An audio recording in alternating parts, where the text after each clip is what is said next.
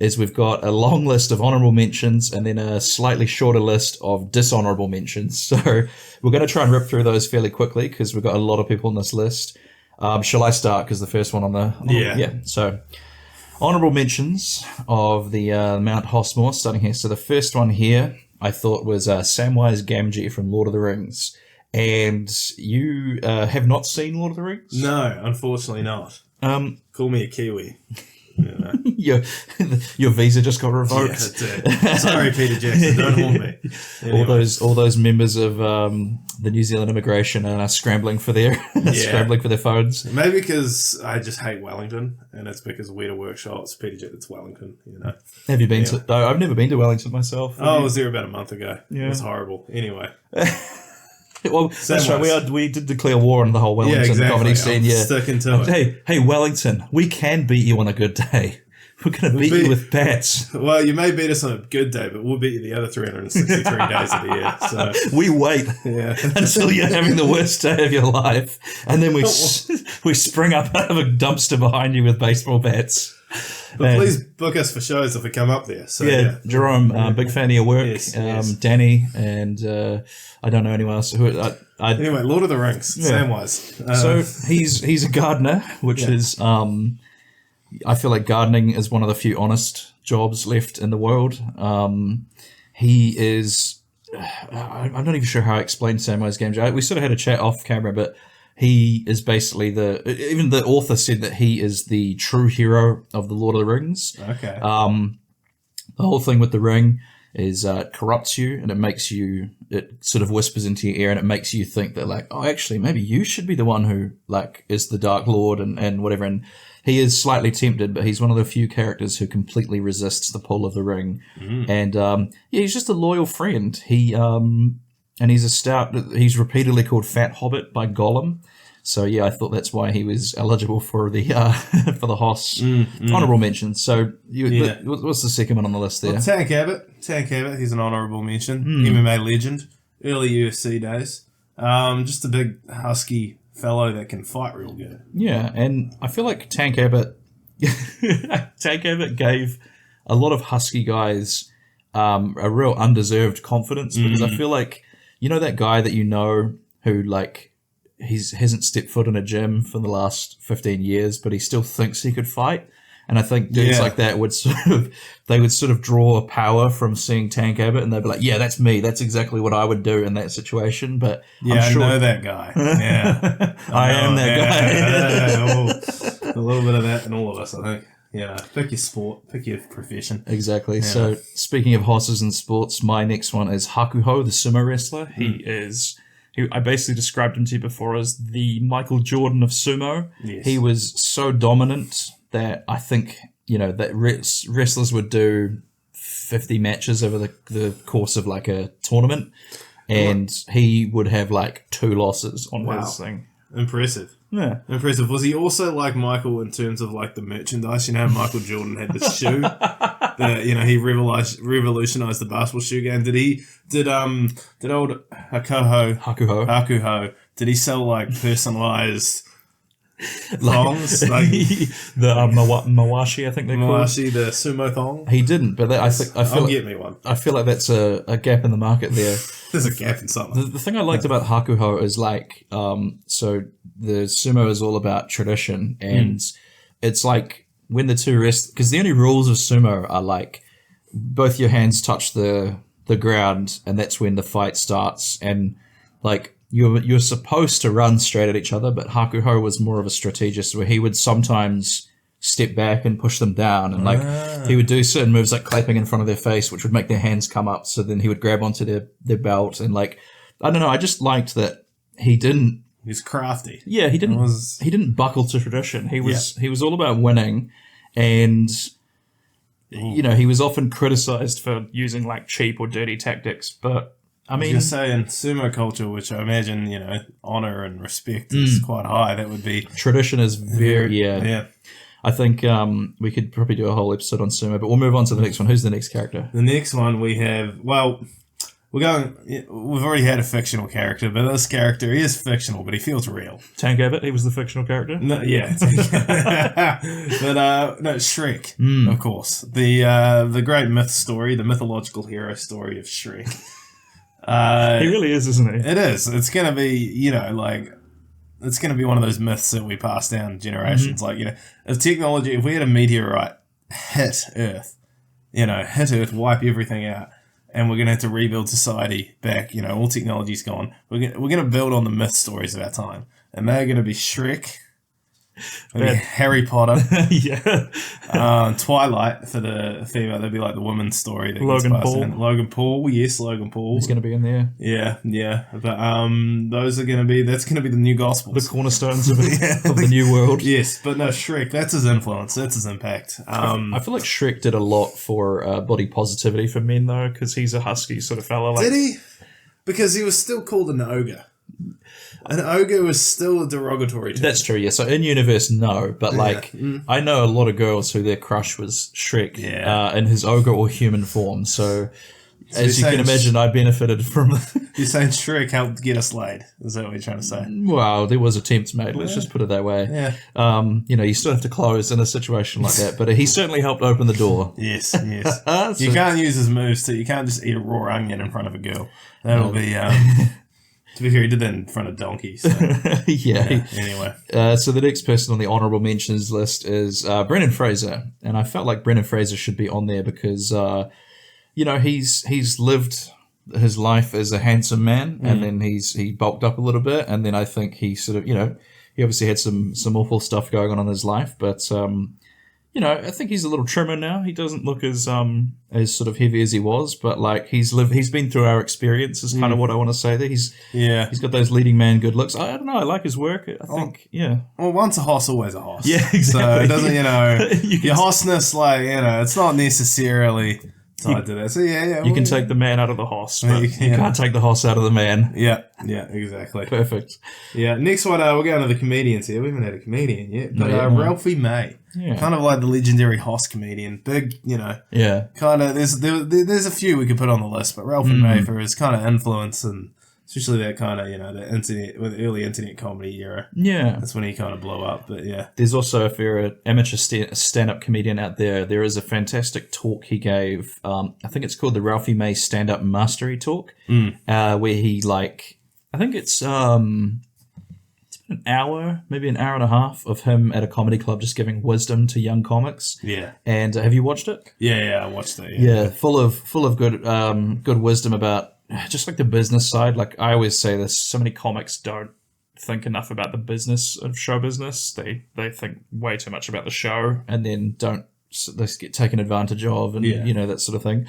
So it's a good watch. Word to the wise, he drops a lot of slurs in it that haven't aged particularly well. So just be aware that those are coming. And if you can get through it, I think it's well worth watching for the wisdom that the thing contains. I don't want to sign off on what he says, but he does drop a few slurs, which I didn't like hearing with today's ears. Next one on the list is Jelly Roll. So like you said, he's relatively... He's been around, but he's relatively new to the public eye in the sense that he just won, I think it was like the Emerging Artist Grammy or something. Is that what he won? Yeah, something like that. Yeah, like Breakout Star or something like that. Yeah. Well, he's kind of like, because he's everywhere. And, I'm not definitely not a country music fan, but I've listened to a couple of songs. He's pretty good. Yeah. But he's definitely, in terms of, he's on his way to get in 10, 15 years, if he's still where he is in terms of the public notoriety and he keeps putting out quality music. Yeah, he could be on Mount Hossmore before it's all said and done. But he could well be. I think it's fascinating the fact that country music has come back for this generation, because it was Beyonce did her country song. I'm forgetting his name, but there's a young guy singer who a lot of Zoomers that I sort of know in passing. Morgan Wallen. Yeah, yeah. What is his song? I don't know, but he's out there. Luke Combs is another one. There's yep. a bunch of them, but they're coming for a New Zealand perspective. I know they both came recently and sold stadium shows. It might have been I don't think it could have been just Spark Arena or something, but I'm pretty sure it was either Spark Arena 4 shows or something like that. Or it might have been Mount Smart Stadium. Anyway, that's I'd be really big concerts. curious to know what the demographic of the people that bought it, because the interesting thing about if you're an international touring artist listening to this thing now, just this is good advice to you, but you can sell pretty well just based on the fact that it's something to do. You know what I mean? People will come out to see. I think it was like the Red Hot Chili Peppers or something like that, which I have never met a person who was like, they're my favorite band. You know what I mean? I've never met a diehard Chili Peppers fan, but like I knew so many people that went to the concert, and I think it was just because like, you're going to go along, something to do. So yeah, I also heard everybody went to that concert and they played none of their big hits and all their new stuff, and everybody hated it because no one's listening to the new Red Hot Chili Peppers. It's like, so that's one. We'll probably talk more of this. This will be a recurring theme in Hosstown, but I find it so fascinating the difference between the life of a comedian and the life of a musician, because let's say you're in like Blink-182, you wrote all these songs when you were like 21, and that's mostly what people want to hear. Like you say, people don't really want to hear the new stuff from certain bands. No.